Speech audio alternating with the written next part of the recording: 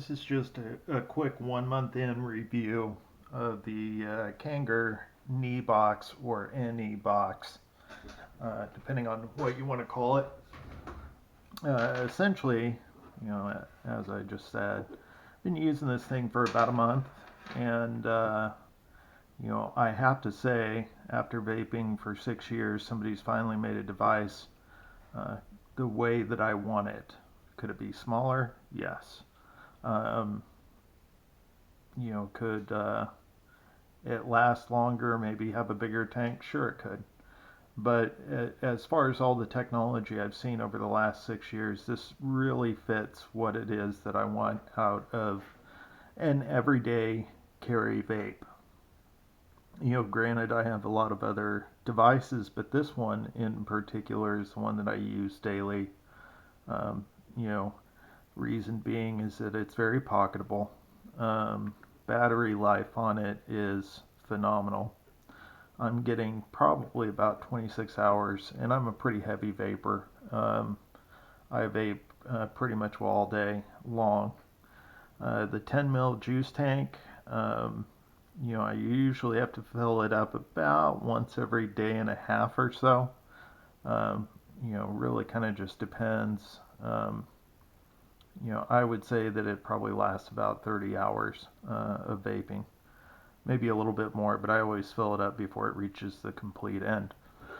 Um, Couple of things, that as far as quality is concerned, that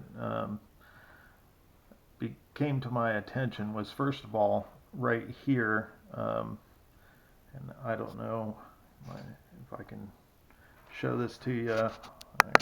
Take a look. Okay, there we go. Right here on the top, this ring used to actually be black, and within about 2 weeks, this was starting to get scratched up and whatnot. Now, keep in mind the tips that I'm using are a silicon material. It's not the one that came with it. They're nice and soft, and so putting that in and out shouldn't have done. I'm pretty sure that was a result of essentially just cheap paint and e-liquid getting on it. The same thing happened to the fire button. Fire button was black initially, and now it's kind of a scratch off ticket gray. Uh, so that doesn't really necessarily bother me. It's just the flat portion of the top of the button.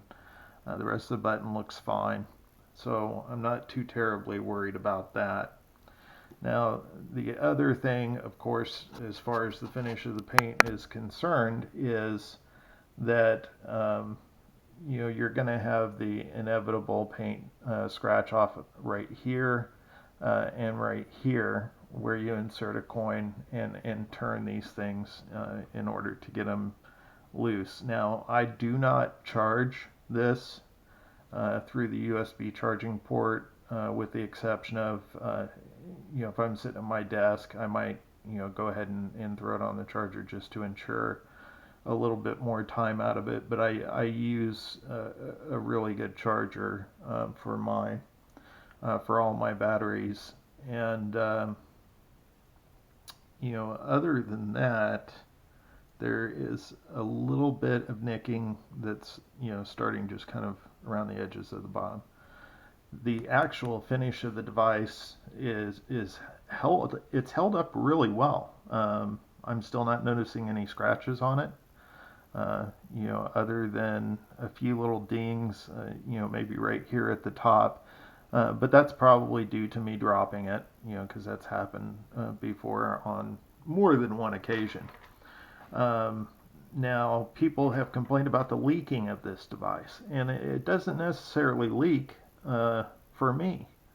At least it doesn't leak incredibly. Now, you can't use acidic juices in this, because if you do, of course, that's going to end up causing the tank to crack, and you will inevitably get some leaks. There is, however, a little bit of leaking that happens from the bottom, and that's right here, and it's pretty much well on par with any type of tank. that you would run. Now, granted, you can build your own coils for this. I haven't jumped into that. I simply just don't have the time. I have all the stuff for it. Got real into it for a while, and then just, was like, you know what, from a quality standpoint, it's going to be better if I just purchase the tanks, or the, coils, directly from the manufacturer. And there's essentially two different kinds. There is, what's considered the new one, which comes, these types come with this particular device, and they're rather small. And then there's the older version that works as well, and, obviously in comparison much larger. They both fit, obviously, but honestly, the older tanks do not really leak. You really have to make the the device tumble quite a bit in order to get a little bit of leakage out of the bottom. With these, however, inside of a week, they will start leaking.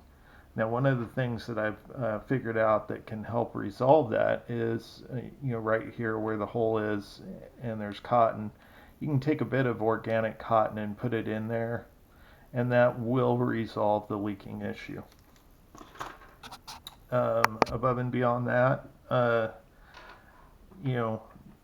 really, there's no other leaking issues. And after a month's worth of use, there's really no other device I want to go to. Granted, I use some of my other devices if I want to throw in some different juice. I do make my own liquid. Currently I'm vaping my recipe for coconut cupcake, and it is quite awesome.